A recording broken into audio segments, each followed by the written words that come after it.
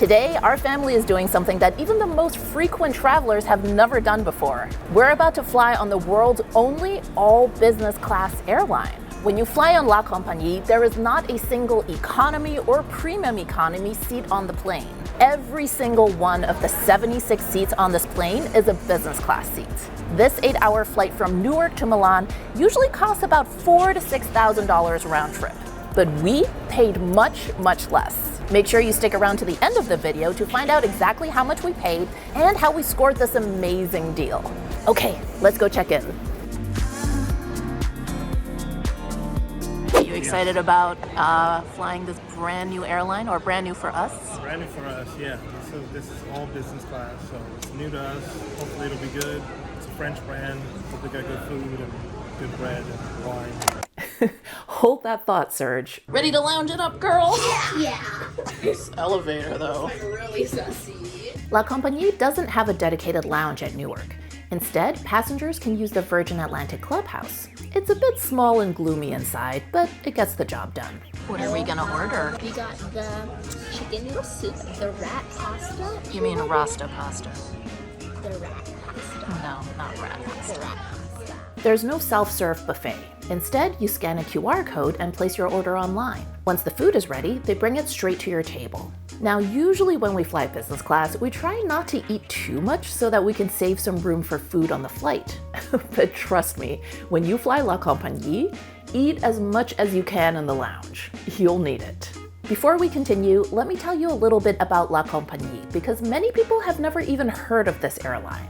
La Compagnie is fairly new on the scene. It's a French boutique airline that started its operations in 2014. The founder's vision was to create an all-business class airline that was also a low-cost carrier. That way, they could offer transatlantic business class flights at much lower fares than their legacy competitors. Now, is La Compagnie the first ever all-business class airline? Definitely not. Several established airlines have operated all business class jets on certain routes in the past. And quite a few startup airlines have experimented with the all business class concept. But none of these airlines or routes are in operation anymore, which leaves La Compagnie as currently the only all business class airline in the world. Okay, back to the flight. After we ate, it was time to head to the gate. One thing that's a bit weird about flying an all business class flight is that nobody has priority when it comes to boarding, since we're all flying the same class. So we all just lined up together. Wait for me! I said he has to worry because he's tired. He's having a bad hair day, guys.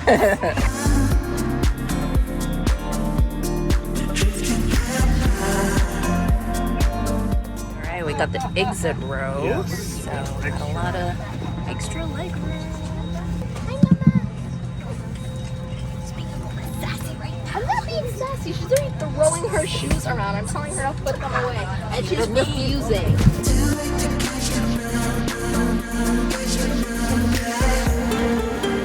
So Ella, you almost got the champagne. Yeah, I thought it was apple juice. It's not apple juice. It's grape juice, but bubbly. She only offered us orange juice. I'm not sure. I was like, oh, let me just take that one. Ella wanted to be adventurous. So, first impressions upon boarding. The cabin has a great look. I loved how the light blue seat cushions work with the gray and white of the cabin, and the accent lights really pull it all together. The flight attendant uniforms are also really sharp. I try not to film cabin crew too much when we make these videos, so here are some stock photos. I love the neck scarf, and I love that instead of wearing skirts or pants, the female cabin crew on La Compagnie wear Bermuda shorts. But speaking of first impressions, there was one thing that made the boarding process a bit harder than it should have been. So everything's been cool on the flight so far. We got our champagne, everything's been great. One thing is the numbers. You can barely see the numbers. So we sat on the wrong side, but the numbers are gray.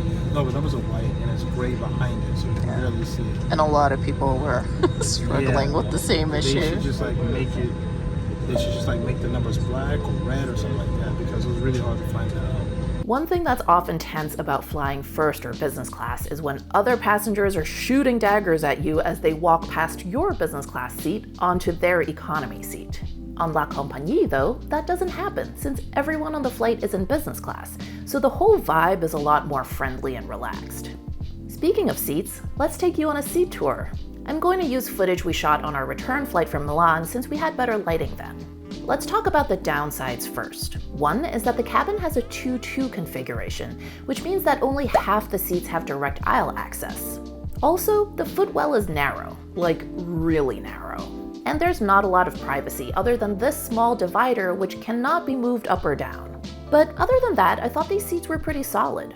There were plenty of stowage areas to put my stuff, like this tray under the in-flight entertainment screen, this space under the footwell, this cubby to stow your shoes, and this console area where you'll also find headphones, water, and an amenity kit. Here are the controls for your seat, which do lie flat. There's a remote for the in-flight entertainment screen, a literature holder, and there are individual air vents so you have some control over the temperature. The safety video on La Compagnie is yoga themed, so it has a very relaxing vibe. They gave out hot towels, which is always a nice touch. We all got settled and comfy, and pretty soon it was time for the first meal. Now, being a French airline, you'd expect La Compagnie to have particularly good food, but unfortunately the culinary selection is actually one of the weakest parts of the in-flight experience. When La Compagnie calls this a light dinner, they're not exaggerating.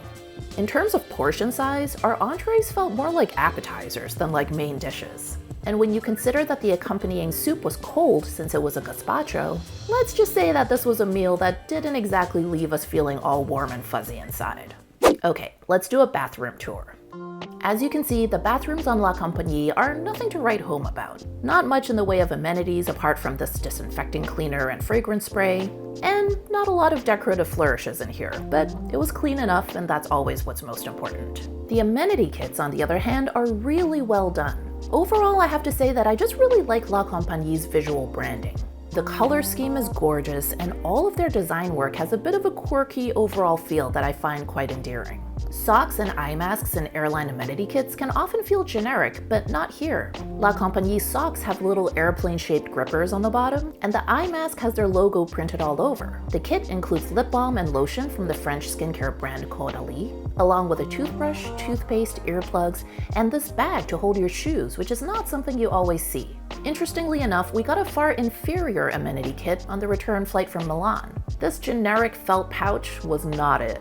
By the way, if you enjoy videos like this about premium air travel, be sure to subscribe. We've got lots more great videos coming your way, including reviews about business class on Turkish Airlines and KLM.